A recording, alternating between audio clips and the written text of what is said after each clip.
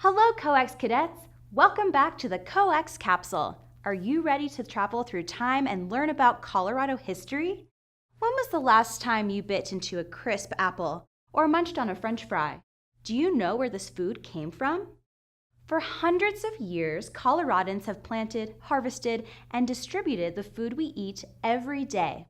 Let's visit some Colorado farmers and meet the people whose land still provides our food over 100 years later. Strap in, history hunters. Hey, I'm down here! Colorado's first farmers were the ancestral Pueblo people and the Utes, who were growing maize, beans, and squash over 1,500 years ago. This was way before Anglo settlers arrived, even before Colorado was a state. Farming in early Colorado was passed down from generation to generation, and a few of these farms remain in the same family today. Farms that remain in the same family for over 100 years are designated as Centennial Farms. In 1859, thousands of people headed west in search of gold.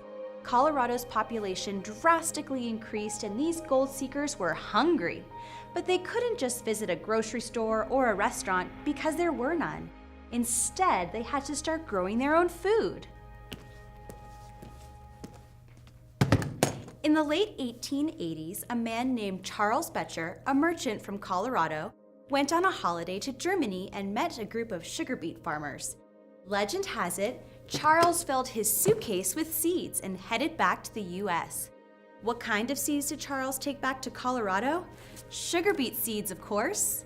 Now, these are not the kind of beets you would put in a salad. These sweet vegetables produce sugar. Colorado's dry climate was perfect for their growth and the plant flourished.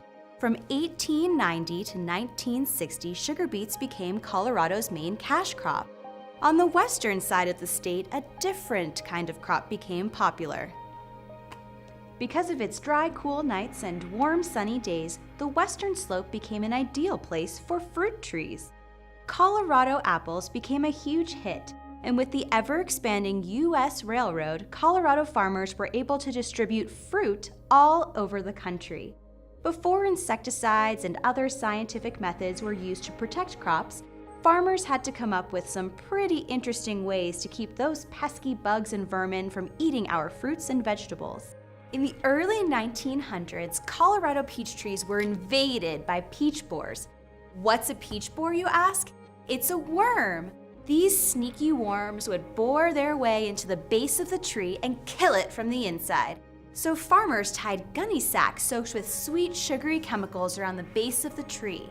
The worms were attracted to the sugar instead of the tree and trapped themselves inside, saving the tree. Today, Colorado's crops include corn, wheat, potatoes, barley, and sunflowers. Agriculture is still the second largest contributor to the state's economy, and without Colorado's farms, the state may be vastly different than it is today. Centennial Farms represent over 100 years of creativity, resourcefulness, and determination. This is just a taste of Colorado's Centennial Farms.